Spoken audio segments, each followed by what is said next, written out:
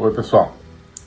Para entender tudo aquilo que está acontecendo no Brasil, que a gente vê todos os dias, tudo aquilo que está acontecendo no mundo, as categorias políticas usuais não são suficientes.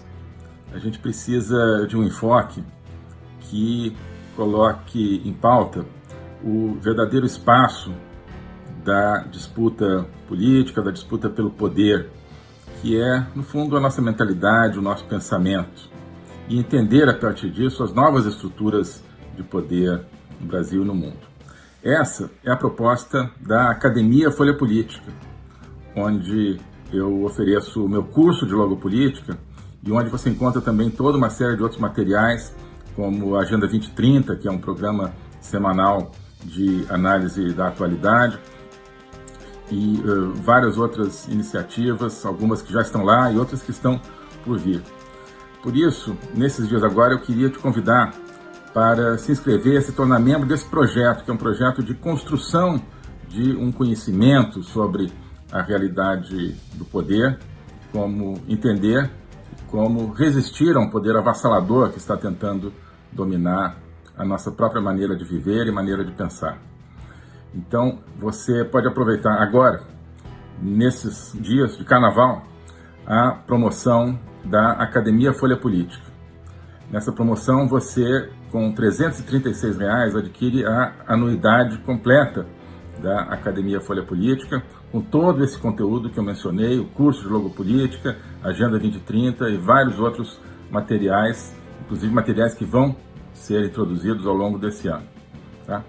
Então, para entrar nesse projeto com essas condições especiais, R$ 336 por ano, para ser membro dessa academia, basta clicar aqui na descrição, no link, e entrar nessa aventura de conhecimento e de transformação. Tá bom? Um abraço. O tema de, digamos, segurança e defesa, né?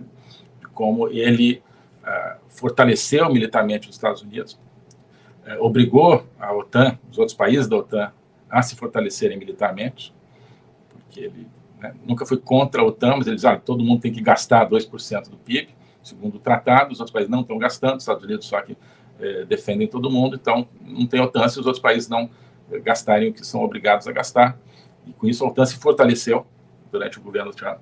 Né? A Rússia, quando invade a Ucrânia, encontrou uma OTAN já mais forte do que estava em 2016, né, por causa da ação do Trump. Mas, então, ele carregou muito nas tintas nisso e na intimidade dele e no respeito e apreço que o estamento militar americano tem por ele. Tá? E isso, conversando com algumas pessoas, me deixaram claro isso. Você tem, talvez como no outro país aí, quer dizer, algumas pessoas no topo do estamento militar que aderiram aí a uma ideologia woke, uma ideologia de esquerda, mas o grosso das tropas, oficiais, sobretudo, claro, gostam do Trump, querem o Trump de volta. Porque o exemplo que ele deu foi, quando chegou, vamos derrotar o ISIS, né? Aquele horrível grupo terrorista ali na Síria, Iraque, que decapitava as pessoas, fazia as piores barbaridades, e que estava atuando desde 2014, durante o governo Obama, portanto, nos últimos 2, 3 anos do governo Obama. Ele chegou, vamos acabar com esse negócio. Né? Então, voou lá para o Iraque, chegou lá de avião para falar com os generais, e o que ele precisa para acabar com isso aí? Falou, que nos deixem lutar, que nos deixem acabar com isso. Porque o que acontece, segundo os generais, o que acontecia é que as lideranças militares, as lideranças políticas, sobretudo, não deixavam lutar. Assim, não, você não pode fazer esse tipo de missão, não pode fazer aquele tipo de missão e tal. E o Trump, então, falou, acaba com essa coisa do demônio aí, que é o ISIS, e foram lá e rapidamente acabaram com o ISIS. Então, ele deu como exemplo, claro, do approach dele, né, do enfoque dele, que é defesa para valer, né, deixar os militares lutarem quando preciso, e justamente ele diz que em função disso, né, é que os Estados Unidos, quer dizer, venceram o ISIS, operação que já vinha, mas não iniciaram nenhuma operação militar no mundo, não precisaram iniciar nenhuma operação militar no mundo durante os 4 anos do governo dele. Isso é verdade, né? Os Estados Unidos, pela primeira vez desde os anos 30, desde o Roosevelt, tiveram um presidente que não iniciou nenhuma operação militar no exterior. Podem ver, né? Roosevelt, Truman, Eisenhower, Kennedy, Lyndon Johnson, Nixon, Carter, Reagan, Bush pai, Clinton, Bush filho e Obama, todos iniciaram algum tipo de operação militar. Falei Reagan, né? Todos iniciaram algum tipo de operação militar no exterior. Trump não. Então, só pela força garantir a paz, basicamente a mensagem dele. Dentro disso, eu acho que a mensagem claramente dele foi de que, olha, não sou aliado da Rússia, coisa nenhuma, né? Tem muita especulação sobre isso, eu não estou tão tranquilo ainda, porque eu sou totalmente contra a concessão, pessoalmente, né, aquilo que eu possa ser útil, eu sou completamente contra qualquer concessão à Rússia, porque se, em nome da paz, entregarem parte do território da Ucrânia para a Rússia, essa paz vai se tornar uma guerra maior logo depois, tenho certeza. Mas acho que tenho a esperança de que o Trump não vá nessa linha, contrariamente a algumas especulações que estavam surgindo pelo discurso que eu ouvi dele e de outros republicanos também, que certamente farão parte da equipe dele. Mas o Trump especificamente falou assim, não, eu justamente pressionei os europeus para deixarem de depender economicamente da Rússia, para se afastarem da Rússia. Depois me chamam de amigo da Rússia. Na verdade, eu estava trabalhando justamente para tirar a Europa da órbita da Rússia. Além disso, né, fortaleceu, não só fortaleceu quantitativamente suas forças armadas, mas deixou claro que ele as usaria, né? Então não precisou usar. Deixou claro que, olha, o que acontece com quem tenta atuar contra os Estados Unidos, contra os valores americanos. Então, eu acho que a ideia é reeditar isso, né? Uma política de uma paz pela força, e não acredito que vá abandonar a Ucrânia, pelo menos minha avaliação. E outro aspecto interessante, já estou terminando com a parte do CPEC, mas outro aspecto interessante no Trump especificamente e no evento como um todo, é que não tem centrão, tá? Não tem para o centrão americano. O centrão americano seria o que eles chamam os RINO, né, que é R-I-N-O, Republican in Name Only, né, republicano só no nome. Existe, né, um conjunto de políticos mais ou menos sem povo, ninguém vota nesses caras, mas, né, eles têm uma certa tração no establishment político, cada vez menos por causa do Trump. Mas existe uma espécie de um centrão, de uma direita que, no fundo, faz parte do sistema e que está sendo dizimada, na verdade, pelo Trump. Ele deixou claro, cara, comigo não tem isso, né? Ele até falou, quando eu comecei o governo, em 2017, não sabia muito bem as coisas, então meio que fiquei na mão do presidente republicano da Câmara, Paul Ryan, e o presidente republicano do Senado, Mitch McConnell, dois rhinos, segundo ele, ou seja, falsos direitistas. Mas depois eu aprendi. Então a mensagem dele foi claramente que ele não vai cair na mão de políticos de uma falsa direita num segundo mandato, né? Então, e extrapolando, acho que isso também é uma grande mensagem do CPEC para nós, né? Conservadorismo, sim, união de direita, claro, né? Mas nos termos, né, da base conservadora, que é a base verdadeira, né? Nos termos, né, e nos ideais da base de direita, da base que é a liberdade, justiça, verdade, tudo isso, né? E não na base da velha política, né? Eu acho que essa é a parte da mensagem, e Trump ganhou da primeira vez sem fazer concessões à direita centrista, ao centrão americano, à velha política americana. Agora tem grande chance de ganhar sem fazer essas concessões, né?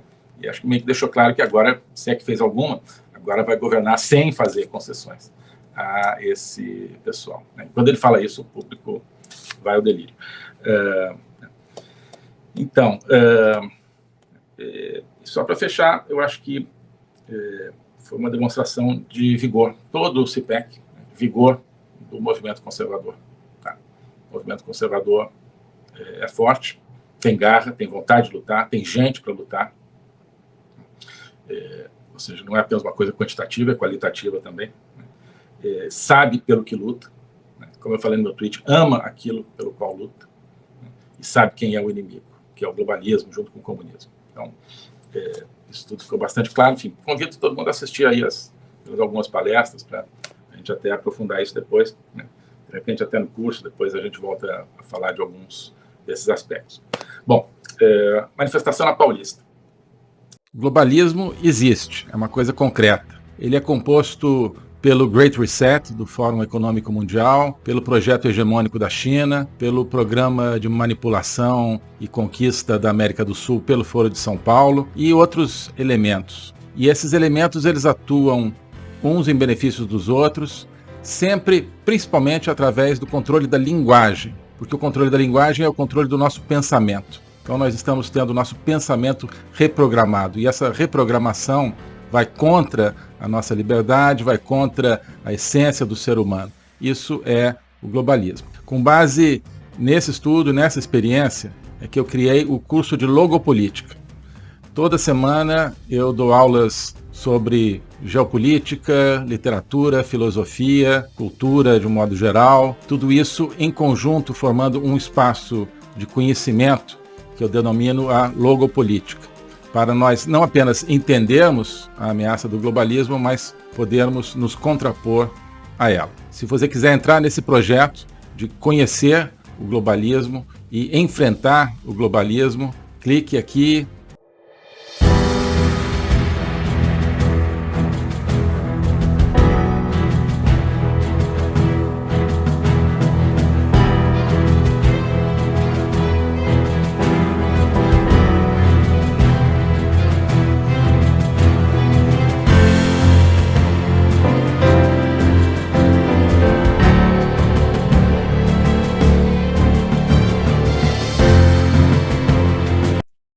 Alô a todos. Hoje eu gostaria de falar sobre o meu novo curso de Logopolítica, onde eu vou colocar a versão completa daquilo que eu tenho a ensinar sobre o globalismo. O globalismo nas suas múltiplas dimensões, geopolítica, econômica, social, cultural, filosófica, dimensões que só podem ser entendidas em conjunto, e que só podem ser entendidas em conjunto a partir de uma perspectiva logopolítica, ou seja, uma perspectiva do logos. Logos é a essência do ser humano.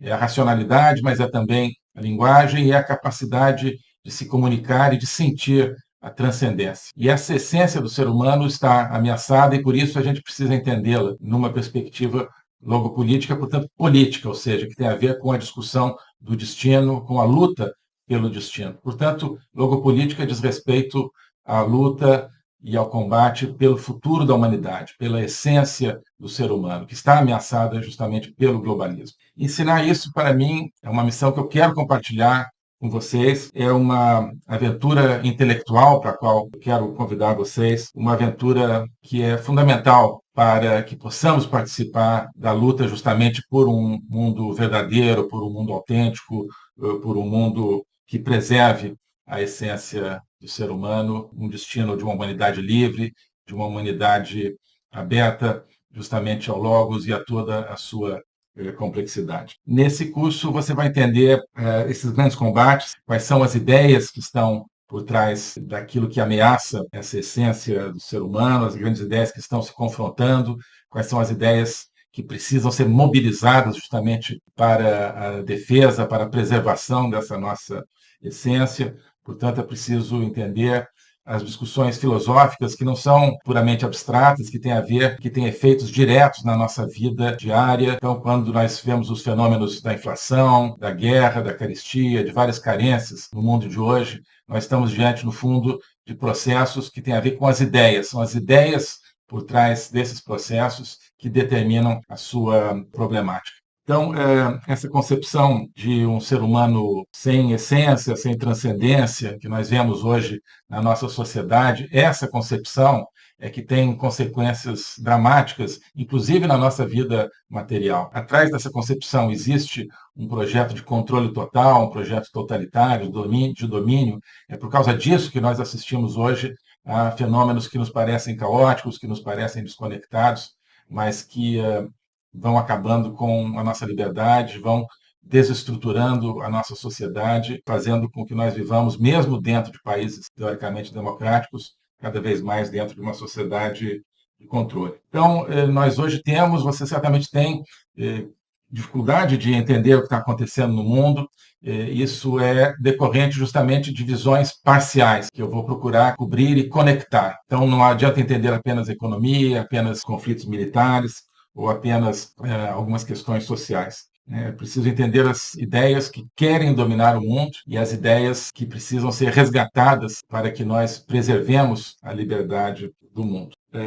Então é isso que eu quero oferecer a você nesse curso de Logopolítica. Nós vamos estudar o conceito, a evolução, a manifestação do globalismo, na história recente, sobretudo, mas ao longo de toda a história humana, as ideias atuais que conformam o globalismo, elas são muito antigas, assim como as ideias de defesa e preservação da essência do ser humano também são antigas. Então nós vamos lá atrás, nos gregos, nos pré-socráticos, Platão, Aristóteles, e vários outros autores ao longo da história, procurar entender tanto as ideias da defesa do logos, da defesa da essência do ser humano, quanto as ideias que hoje ameaçam tão fortemente e tão incisivamente a nossa liberdade